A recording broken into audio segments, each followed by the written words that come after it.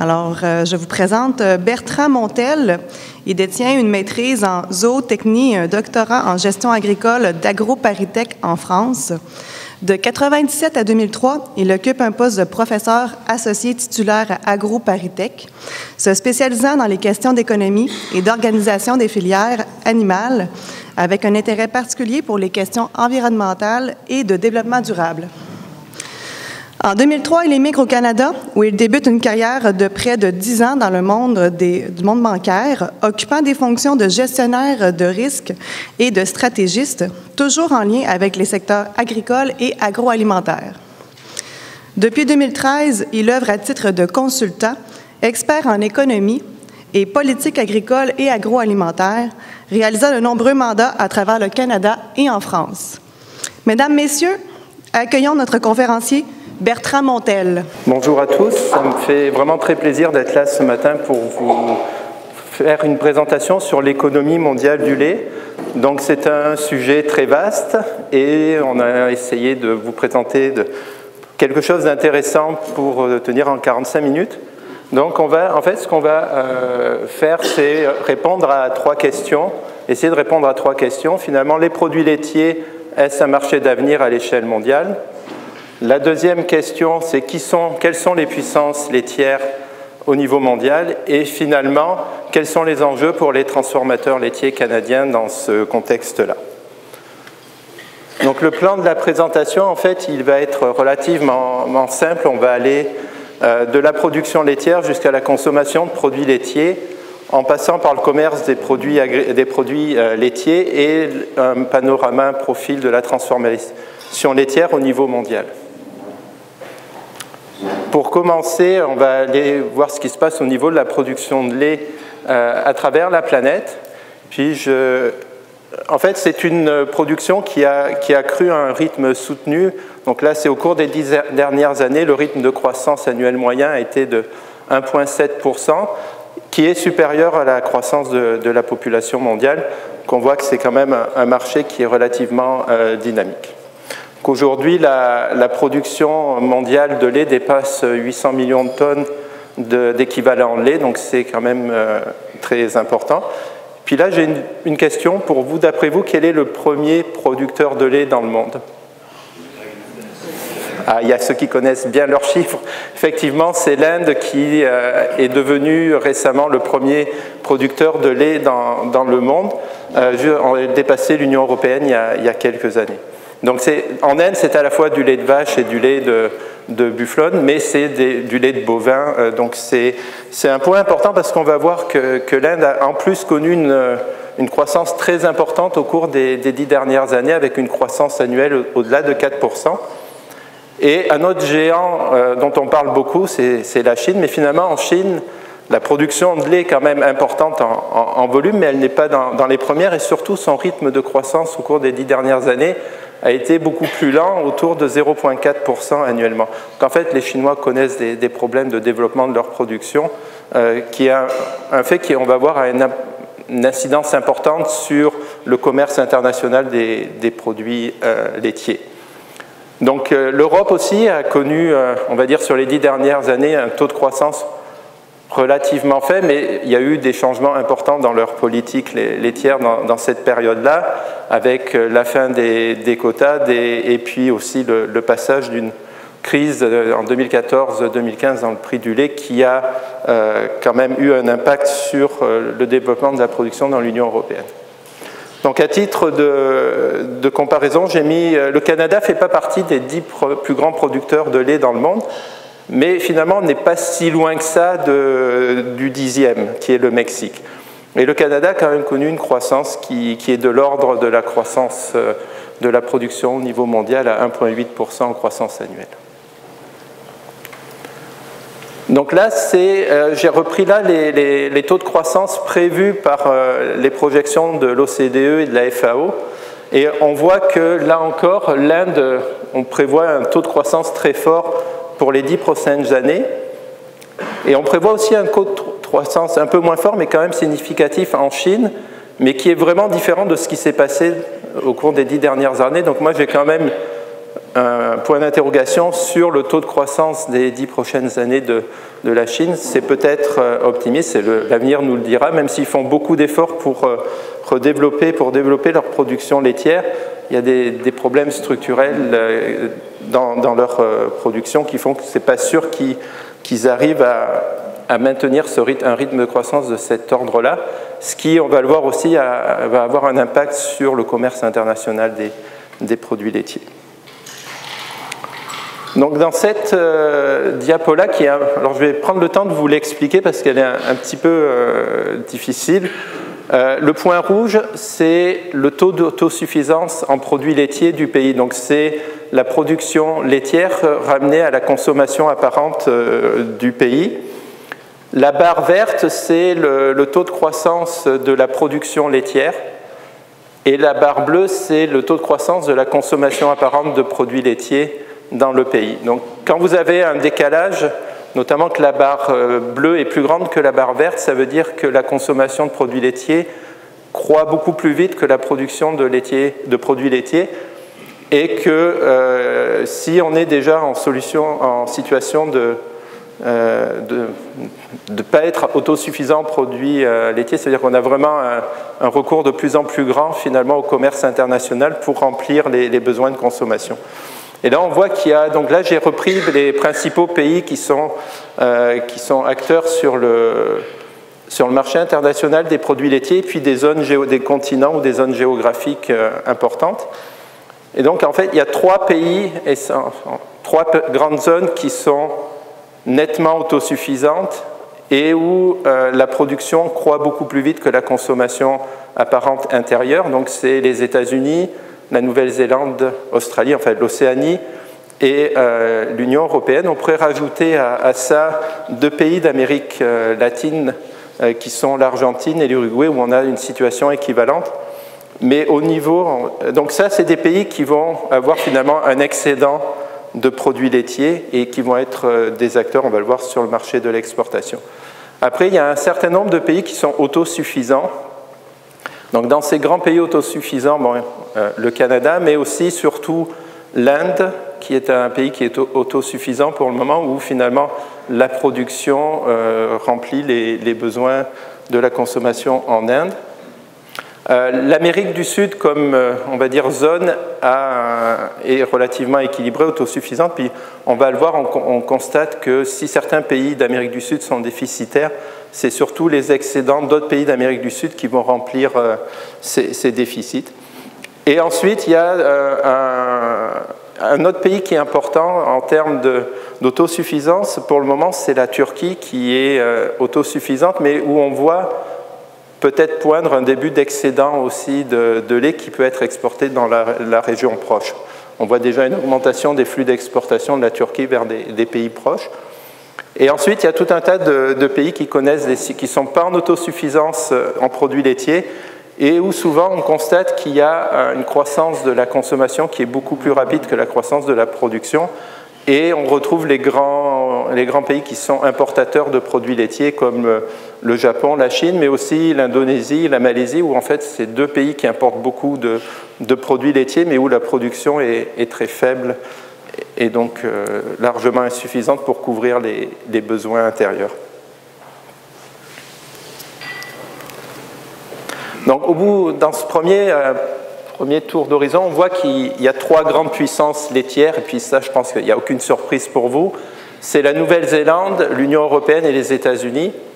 La Nouvelle-Zélande, c'est à peu près 3% de la production laitière mondiale, mais en termes d'exportation, c'est beaucoup plus important, puisque ça représente à peu près 27% des exportations mondiales de produits laitiers sont assurées par la Nouvelle-Zélande. L'Union européenne, par contre, c'est un profil un peu différent. C'est quand même une part très importante de la production mondiale de lait et aussi une part très importante des exportations. Enfin, les États-Unis représentent 13% de la production mondiale et 14% des exportations au niveau mondial. Donc là, on a vraiment les 3 pays qui sont les principaux acteurs sur les marchés internationaux des produits laitiers. Donc là, on va commencer à faire un petit portrait rapide de à quoi ressemble la production laitière dans les pays, dans ces trois, on va dire, pays, en considérant l'Union européenne comme un pays. Donc le nombre de fermes et le changement au cours des 10 dernières années. En fait, ce qui est assez remarquable, c'est que s'il y a une décroissance du nombre de fermes, à la fois dans l'Union européenne, aux États-Unis, où le taux est beaucoup plus rapide de consolidation des fermes, est beaucoup plus rapide qu'en Europe, on a en Nouvelle-Zélande, en fait, plus ou moins un nombre de fermes en légère croissance, mais on va dire stable au cours des 10 dernières années. À titre de comparaison, le Canada a une perte d'à peu près 2%, un tout petit peu plus de 2% du nombre de fermes par an. Donc là, on voit que la Nouvelle-Zélande déjà se distingue un petit peu des autres pays, avec, au cours des 10 dernières années, elle a grosso modo réussi à garder le nombre de fermes laitières. Donc par ferme laitière, juste j'entends, c'est des sites de production. En fait, une entreprise pourrait avoir plusieurs fermes, mais en Nouvelle-Zélande, c'est les troupeaux référencés. Aux États-Unis, pareil, c'est les troupeaux identifiés, et ainsi de suite. Donc là, c'est vraiment à titre d'information. Là, c'est finalement quel type de système de production laitière on a à travers le monde. Et ce qui est important, c'est que finalement, cette production, elle est assurée par des systèmes qui sont très différents entre pays, les systèmes dominants, mais au sein même d'un pays, il y a vraiment des systèmes de production qui vont avoir des caractéristiques très différentes. Donc, en Nouvelle-Zélande, un lait qui est basé sur une production à l'herbe avec une gestion intensive des pâturages. Aux États-Unis, on a des modèles de grandes fermes hors sol avec beaucoup d'achats de fourrage comme en Californie, et des fermes plus petites au Wisconsin qui vont avoir quelque chose de peut-être plus proche de ce qu'on connaît avec des systèmes fourragers mixtes. Ce n'est pas des achats de fourrage, mais pas nécessairement en aussi grande quantité que ce qui se passe en Californie. Dans l'Union européenne aussi, on va avoir des systèmes très différents, avec un système, par exemple en France, de système de type fourrager mixte avec achat de concentré, et à contrario, l'Irlande qui va être un peu comme la Nouvelle-Zélande, un système basé sur l'herbe et une gestion des pâturages, et les Pays-Bas où on va avoir des fermes de type hors sol avec beaucoup d'achats de fourrage, mais de beaucoup moins grande dimension, on va le voir qu'en Californie. Donc en fait, tout ça pour dire qu'il y a vraiment une très grande diversité de systèmes de production qui rend des fois difficile les comparaisons, par exemple, de coûts de production quand on veut essayer d'harmoniser tout ça. Là, c'est quelques éléments sur les tailles et les productivités des fermes en 2016. Donc, dans les barres à votre gauche, la taille des fermes, on voit qu'il y a une très grande diversité de tailles de fermes, mais finalement, au bout du compte, la Californie se distingue avec une taille moyenne de ferme au-delà de 2000 vaches. La Nouvelle-Zélande est tout juste au-dessus de 400 vaches, mais pour les autres zones, finalement, on constate que les tailles moyennes ne sont pas si grandes que ça, avec des écarts quand même importants, mais beaucoup de zones où la taille moyenne est quand même inférieure à 100 vaches, notamment en Europe et au Canada aussi. Et aux États-Unis, si on enlève la Californie, les deux grands États laitiers du Wisconsin et puis de l'État de New York, on a des tailles de fermes qui sont entre 100 et 200 vaches laitières. Donc, quelque part, des systèmes de fermes de très très grande taille, ce n'est pas si répandu que ça non plus à travers le monde. Et bon, il y a aussi de bonnes raisons qui expliquent ça. En termes de productivité des vaches, donc là c'est vraiment la production moyenne de kilos de lait par vache et par an, on constate aussi qu'il y a quand même de grandes différences entre les zones de production, avec en Nouvelle-Zélande finalement une productivité par vache qui correspond à quelque part qui n'est pas surprenante pour un système à base d'herbe qui lui est géré de manière relativement extensive par rapport aux autres, avec une production moyenne qui approche des 5000 kg de lait en moyenne par vache et par an. Les États-Unis se distinguent par un niveau de productivité beaucoup plus élevé que dans les autres zones et qui est relativement finalement égal à travers les États. Le Canada se trouve quelque part, lui, à mi-chemin entre les États-Unis et l'Europe en termes de productivité moyenne des vaches. Et là, on retrouve aussi pour l'Europe, l'Irlande, qui a une productivité qui est aussi inférieure à celle des autres pays, mais ça s'explique là encore par le type de système de production. Donc la prochaine diapo porte sur finalement comment, au cours des 10 dernières années, à la fois la taille des fermes a évolué et à la fois la productivité des vaches a évolué. Puis là, on constate que pour la taille des fermes, il y a quand même des rythmes de changement qui sont quand même très importants avec, par exemple, pas tellement en Nouvelle-Zélande, mais aux États-Unis, finalement, la taille des fermes en moyenne a cru de 4% par an en moyenne au cours des 10 dernières années, avec des effets de consolidation, on va dire, d'agrandissement beaucoup plus importants, par exemple au Wisconsin, que dans l'État de New York. Donc là, en termes de dynamique et d'évolution des fermes laitières, on constate qu'il y a quand même des vitesses très différentes entre les différentes zones, des taux de consolidation qui sont très différents. En termes de gain de productivité des vaches, là encore, on constate que finalement le Canada, en termes de performance de ces troupeaux laitiers, est quand même plutôt à la tête, avec des gains annuels de productivité des vaches qui sont beaucoup plus importants, par exemple, qu'en Europe, similaire à ce qui se passe au Wisconsin et dans l'État de New York. Et ce qui est intéressant, c'est qu'en Californie, finalement, au cours des 10 dernières années, la productivité des vaches n'a quasiment pas bougé. En moyenne, au niveau de la Californie. Et la Nouvelle-Zélande a aussi un taux de gain de productivité des vaches qui est aussi équivalent à peu près au Canada et aux États du Wisconsin et de New York.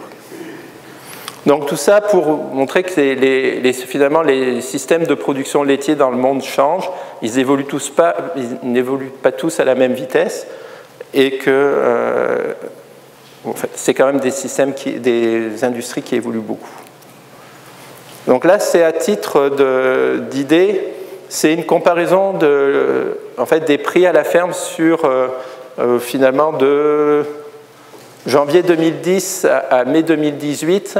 Donc les prix mensuels moyens du lait à la ferme entre, j'ai comparé le Canada, l'Union européenne, les États-Unis et la Nouvelle-Zélande, convertis en dollars canadiens avec le taux de change mensuel correspondant.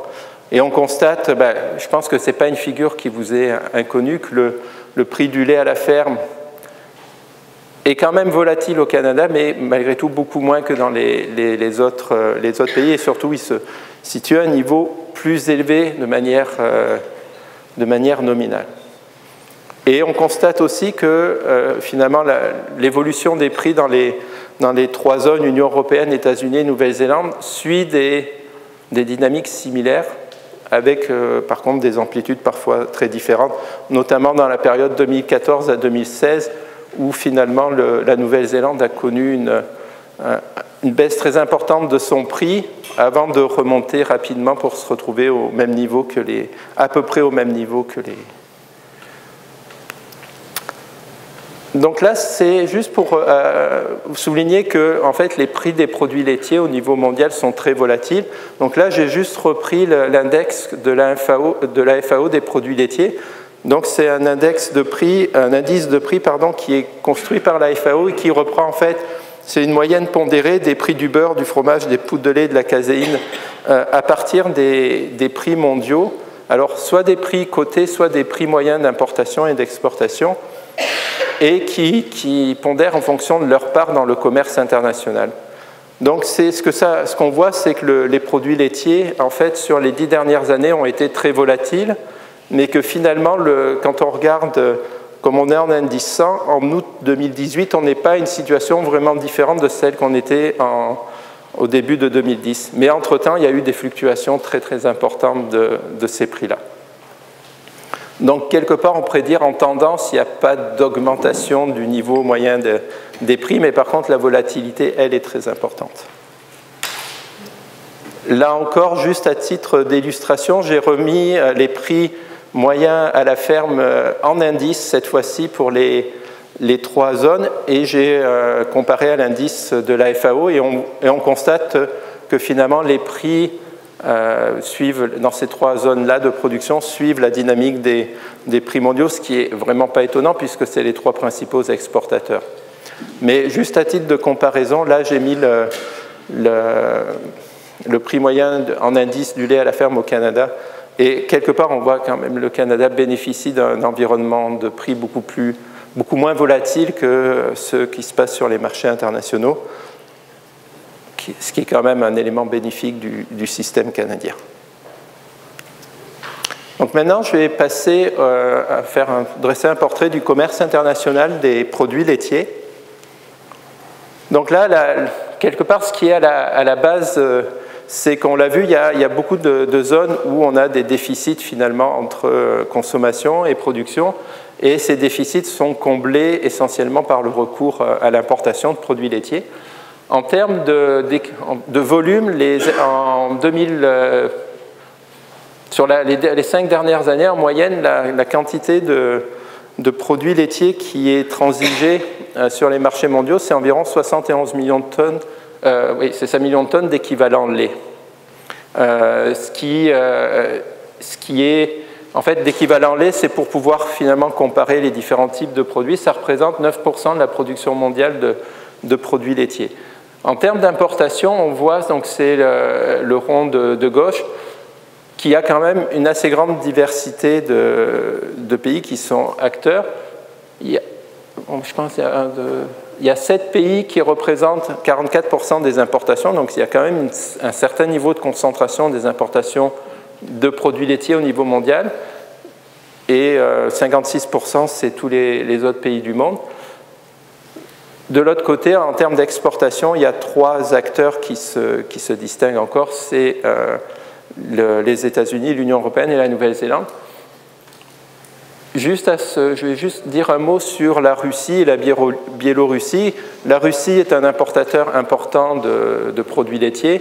La Biélorussie est un exportateur important de produits laitiers, mais en fait, c'est un commerce uniquement bilatéral, puisque quasiment toute la production laitière biélorusse est exportée vers la Russie. Donc ça, c'est une relation qui a existé avant, mais qui a été renforcée par l'embargo de 2014 que la Russie a décrété sur les importations en provenance des États-Unis et de l'Union européenne. Donc j'ai dit à peu près 9% de la production mondiale de lait se retrouve sur les marchés mondiaux, soit en lait UHT, soit en poudre, soit en fromage, soit en beurre, quand on ramène tout ça en équivalent lait. Là, sur cette diapositive, j'ai repris pour les grandes catégories de produits pour lesquels on a les données au niveau international, c'est de reprendre, et là, cette fois-ci, ce n'est pas en équivalent lait, mais c'est la part de la production de chaque catégorie de produits qui est exportée. Et on constate qu'au niveau mondial, il y a des produits comme les poudres et la caséine qui sont très largement exportés, puisque on a des taux d'exportation qui sont au-delà de 40% de la production exportée. Et pour les grandes catégories de produits qui sont le fromage et le beurre, on retrouve finalement des taux d'exportation de la production qui sont au niveau autour de 10%, donc à peu près au même niveau que la part de la production de lait qui est exportée. Donc ça veut dire que finalement, sur ces marchés-là, les poudres, on va avoir vraiment un marché qui est décidé au niveau mondial avec des acteurs qui vont avoir nécessairement des stratégies axées sur l'exportation. Par contre, pour le fromage et le beurre, c'est avant tout le marché intérieur qui est servi avec ces produits, et l'exportation, pour la plupart des pays, vient après. Donc là, à titre encore de référence, c'est la part de la production de lait, toujours là en équivalent lait, qui est exportée. On voit que la Nouvelle-Zélande est clairement un pays voué à l'exportation, puisque 90% de sa production est exportée. Dans le cadre de l'Union européenne et des États-Unis, c'est uniquement 11%. Donc juste pour être bien clair, quand je parle d'exportation de l'Union européenne, là-dedans, on n'inclut pas tous les échanges entre les pays européens, c'est vraiment juste les exportations extra-Union européenne qui sont comptabilisées. Et le Canada se situe à 7% de sa production sur la période 2013-2017 qui a été exportée. Donc le Canada est quand même exposé, on va dire souvent on a l'impression qu'on est complètement fermé, mais il y a quand même une part minime, mais pas négligeable, de la production de lait canadienne qui se retrouve sur les marchés internationaux. Donc là, je vais vous présenter 3 cartes qui, juste pour fixer un peu par des images à quoi ça ressemble le commerce mondial des produits laitiers. Donc c'est des cartes qu'on a tirées d'un site qui est vraiment intéressant quand on veut avoir finalement à quoi ça ressemble le commerce mondial de produits agricoles. Et donc là, c'est le commerce mondial du fromage. On voit qu'il y a une espèce de nœud qui est l'Union européenne, parce que ce site-là comptabilise tous les échanges, c'est vraiment entre pays. Donc on voit apparaître tous les échanges de produits au niveau de l'Union européenne, et on voit que finalement c'est là où on a beaucoup d'échanges de fromage, mais finalement le fromage n'est pas un produit qui, quand on va voir à d'autres, qui a beaucoup de flux de commerce international. Donc on voit un flux qui va de la Nouvelle-Zélande et de l'Australie vers l'Asie du Sud-Est. On a beaucoup de flux bilatéraux importants, comme entre la Biélorussie et la Russie, par exemple entre l'Égypte et l'Arabie saoudite. Donc c'est des flux qui sont quand même non négligeables, mais qui sont des flux bilatéraux. Au terme de beurre, là, on voit un portrait un peu différent avec, finalement, là, on voit la Nouvelle-Zélande exporte son beurre à peu près partout.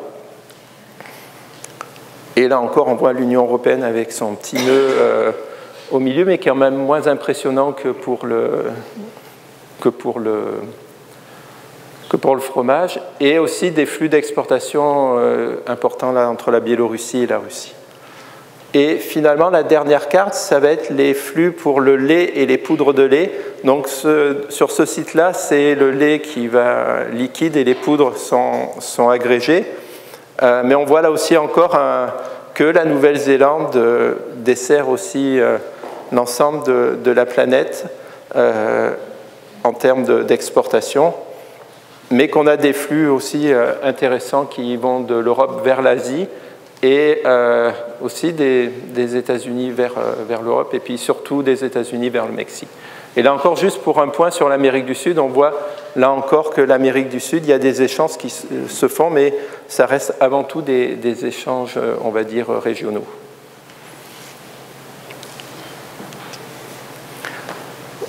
Donc en termes de... Ce qui est intéressant, c'est de regarder finalement ces produits, comment ils sont, à quel prix ils sont valorisés sur les marchés mondiaux. Alors plutôt que d'utiliser les prix cotés qu'on peut trouver, là on a utilisé les prix moyens d'exportation par zone. Donc c'est des données qui sont disponibles sur les bases de données internationales du commerce. Et on a comparé donc pour les 3 grandes catégories de produits, le fromage, le beurre et les poudres de lait, finalement les prix moyens en dollars américains par tonne d'exportation sur la période 2013-2017. Donc ce que ça permet de voir, c'est que effectivement les poudres de lait, donc là c'est la poudre de lait écrémée dans ce cas-ci, les poudres de lait c'est vraiment un marché, on va dire, de commodité où il y a une grande convergence vers un prix coté, un prix mondial des exportations, quelle que soit finalement l'origine. On voit qu'il y a quand même une très grande similarité dans les prix quand ils sont ramenés en dollars américains. Dans le beurre, on voit apparaître une plus grande variabilité, et donc notamment les pays européens exportent leur beurre à un prix qui est en moyenne beaucoup plus élevé que celui de la Nouvelle-Zélande ou même des États-Unis. Puis là, on voit que le beurre exporté par le Canada se situe à un niveau en moyenne en dollars américains beaucoup plus faible. Pour les fromages, là, on voit apparaître, en fait, c'est que la catégorie fromage, elle est grande. Et les fromages, en fait, c'est très diversifié. Et là, on le voit un peu apparaître à travers les prix moyens d'exportation, où on va avoir notamment des pays européens qui vont exporter leur fromage à des prix unitaires d'exportation beaucoup plus élevés.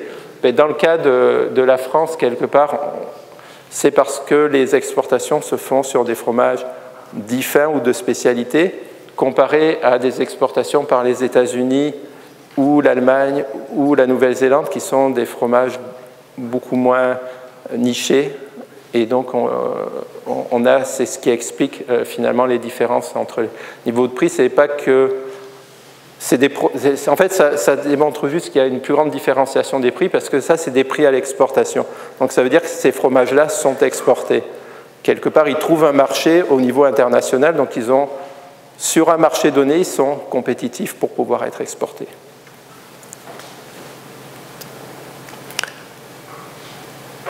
Dans cette diapo-là, ce que je vous présente, j'ai fait l'inverse, c'est que je suis allé voir un marché, donc le marché chinois, puis j'ai comparé les prix moyens d'importation au niveau du marché chinois, donc une fois rendu en Chine, les prix déclarés d'importation, et j'ai comparé donc les différents produits.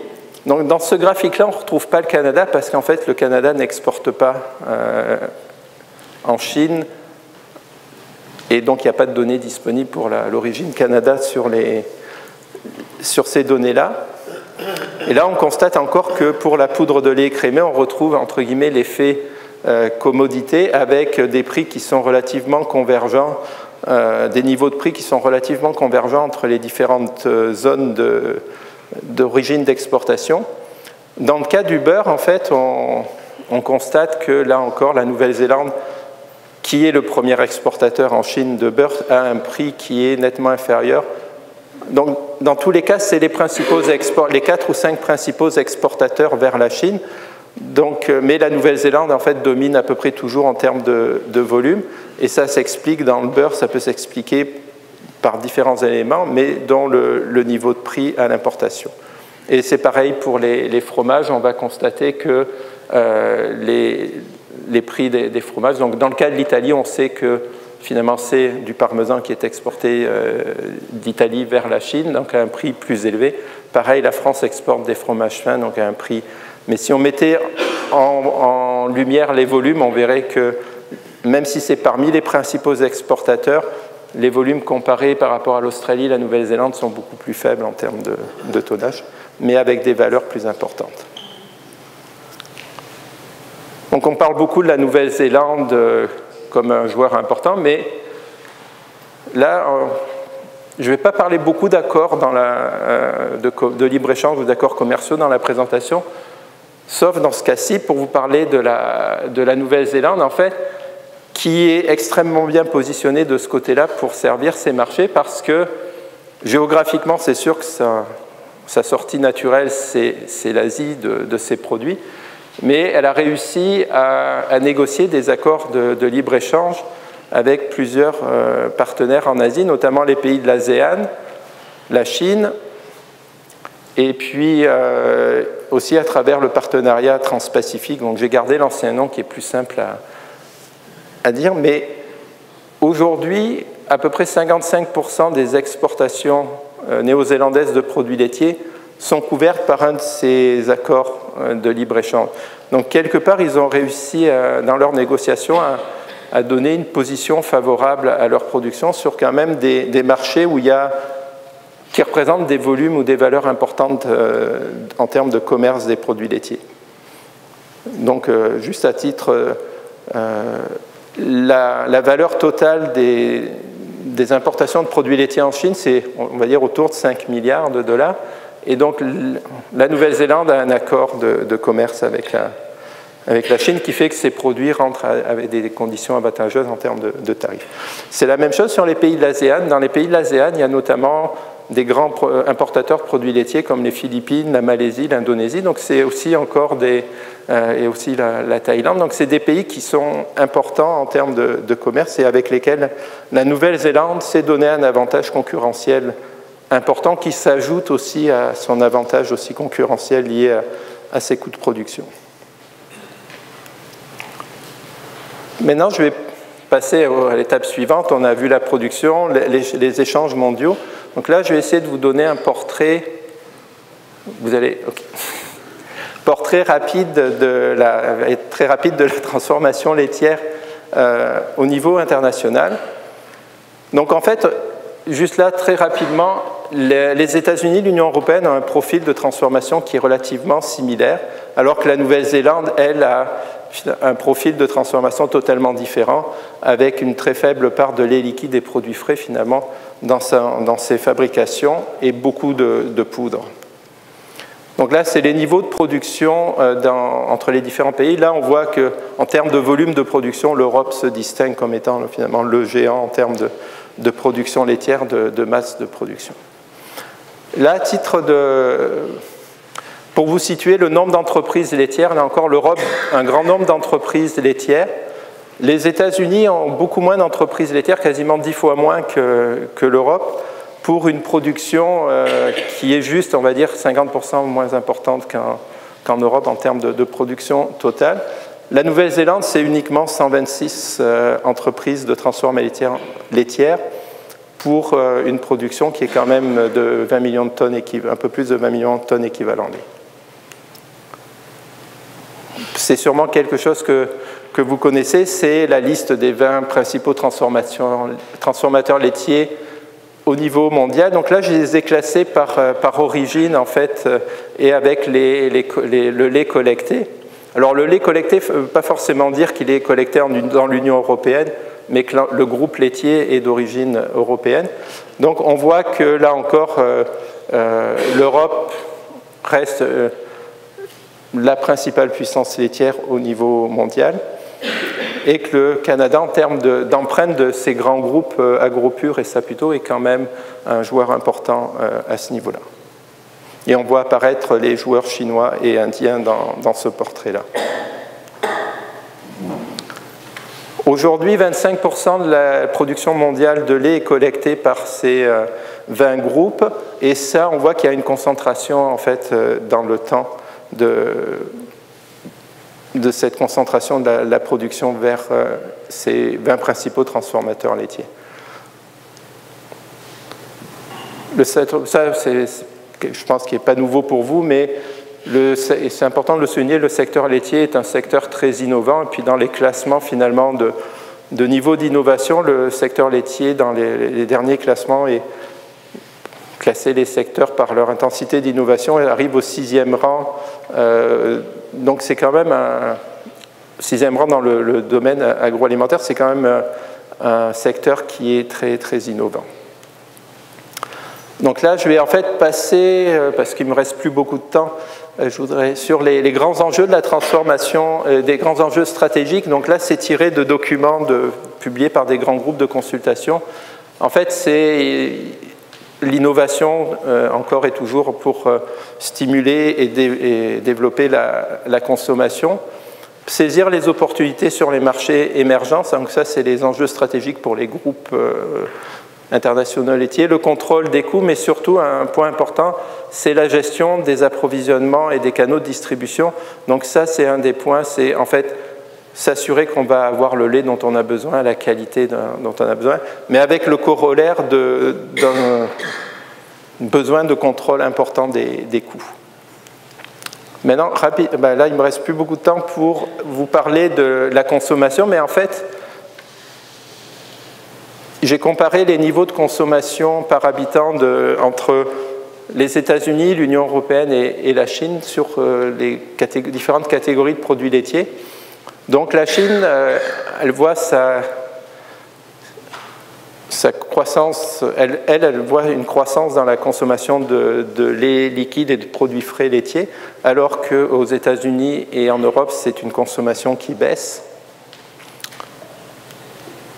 Juste à titre d'indication, l'Inde, c'est à peu près 100 litres par habitant de lait qui est consommé en équivalent lait, essentiellement sous forme fraîche et pas tellement sous forme transformée. En termes de consommation moyenne de fromage, on voit que l'Union européenne, les États-Unis, quand même des niveaux de consommation relativement importants en croissance. La Chine aussi, c'est en croissance, mais ils ne consomment que 300 grammes de fromage par habitant et par an. Mais si vous rajoutez 100 grammes, c'est tout de suite 130 000 tonnes de plus de consommation. Et c'est la même chose pour le beurre, en fait. Mais par contre, le beurre, la question, c'est est-ce que c'est un produit qui va pénétrer en Chine en dehors de la consommation comme ingrédient dans les pâtisseries industrielles ou ce genre de trucs. La consommation, c'est pas certain que la consommation, on va dire, par les ménages directs de beurre augmente. L'indice des prix des produits laitiers, en fait, on voit depuis 2014 qu'il y a un très fort ralentissement et même une stagnation des prix dans les indices de prix à la consommation de la catégorie produits laitiers, après une augmentation qui a été très importante en Chine sur le début on va dire, sur la période de 2008 à 2014. Mais il y a eu un très fort ralentissement à partir de 2014, et la même chose au Canada, États-Unis, Europe, où j'ai regardé ces indices de prix. Par contre, ce qui est intéressant, c'est que les produits laitiers, en termes d'augmentation des prix à la consommation, c'est quand même l'enfonçage de l'alimentation. Il y a toujours, en fait, les prix moyens de l'alimentation augmentent toujours plus vite que ceux des produits laitiers, donc quelque part, les produits laitiers ne bénéficient pas totalement de l'inflation, où ils viennent la tempérer. Donc, avant de conclure, juste présenter là de manière très rapide les tendances de consommation de produits laitiers dans ces trois zones. Donc, en Chine, en fait, c'est quelque part la découverte des produits laitiers. Donc, beaucoup est apporté sur des laits de spécialité qui vont coller au goût chinois, donc du lait UHT, oui, mais aromatisé ou présenté sous des formes plus conformes au marché chinois. Pareil pour le yogourt. Beaucoup de travail au niveau du conditionnement pour pouvoir distribuer les produits laitiers à travers la Chine. Aussi la question du e-commerce qu'on retrouve dans les trois destinations. Pour l'Union européenne et les États-Unis, je pense que c'est des choses auxquelles vous êtes peut-être plus familières, c'est le développement des boissons sportives, de la nutrition clinique, des produits sans antibiotiques, sans hormones, sans additifs, juste du lait finalement. Le e-commerce est aux États-Unis très fort sur la transparence, des pressions très fortes sur la transparence de la chaîne de valeur. En Europe aussi, un point qui est important, c'est que bien qu'il y ait tout un tas de choses pour les produits à valeur ajoutée, il y a aussi le développement est toujours très fort de la distribution à escompte, enfin des hard discounters, donc pour avoir des produits de type Costco, on va dire ici, à des coûts relativement bas par rapport aux autres. Conclure, on va répondre à nos trois questions. Donc, les produits laitiers, un marché d'avenir à l'échelle mondiale, la réponse est oui, sans hésitation. Un potentiel de croissance qui est immense en Asie, parce qu'on voit que la plupart des pays augmentent, avec des populations importantes, augmentent leur consommation de produits laitiers. Une question, c'est comment la péninsule indo-pakistanaise, donc l'Inde et le Pakistan, qui sont des très gros producteurs, qui sont autosuffisants, mais avec une population en croissance, de la consommation en croissance, et une production qui a besoin de modernisation. Donc, quelque part, leur équilibre repose sur leur capacité à réussir la modernisation de leur production. Un point, c'est qu'il y a aussi un potentiel en Afrique, mais toujours dans beaucoup de cas, c'est comment on va pouvoir profiter de ce potentiel-là, puisqu'il y a la croissance de produits laitiers sur le marché africain, mais là, la production et la transformation ont un besoin important de développement. Quelles sont les puissances laitières? Je dirais, c'est sûr que la Nouvelle-Zélande apparaît malgré tout comme le joueur quelque part dominant sur les marchés internationaux, mais il va sûrement connaître bientôt un frein à sa capacité à augmenter sa production, qui est le frein environnemental, parce que c'est une île qui n'est pas extensible, et on voit déjà poindre des problèmes de nature environnementale par la croissance de la production. Donc c'est sûr que Fonterra, c'est pour ça aussi que Fonterra développe aussi ses activités internationales. Ça me vient que en fait, la deuxième grande puissance, c'est les grands groupes laitiers internationaux qui font ces marchés-là au niveau international et qui sont au cœur du développement de ces marchés. Et là encore à suivre, c'est la modernisation et la structuration des industries laitières en Inde, qui est à mon avis un des enjeux importants dans les 10 prochaines années pour quelque part comprendre comment pourraient évoluer les équilibres de production et les besoins de commerce international. Et finalement, quels enjeux pour les acteurs canadiens? Si on veut, ça, je pense que ça pourra faire l'objet des discussions par après, mais Pour profiter de la croissance des marchés internationaux, le contexte est tel que pour les acteurs canadiens, ça suppose saisir les opportunités d'investissement et de partenariat à l'étranger.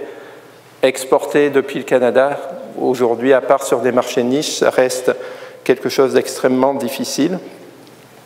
Quand je parle d'exportation, on va dire à valeur ajoutée et pas d'écoulement d'excédent. Et sur le marché intérieur, il va falloir pouvoir résister quand même à la pression concurrentielle des groupes laitiers européens, américains, d'autant plus que maintenant, avec des accès au marché qui ont été augmentés, leur pression va se faire de plus en plus forte. Donc là, ça va être toujours continuer à innover et trouver la capacité à nouer des partenariats, des alliances pour pouvoir résister à cette pression.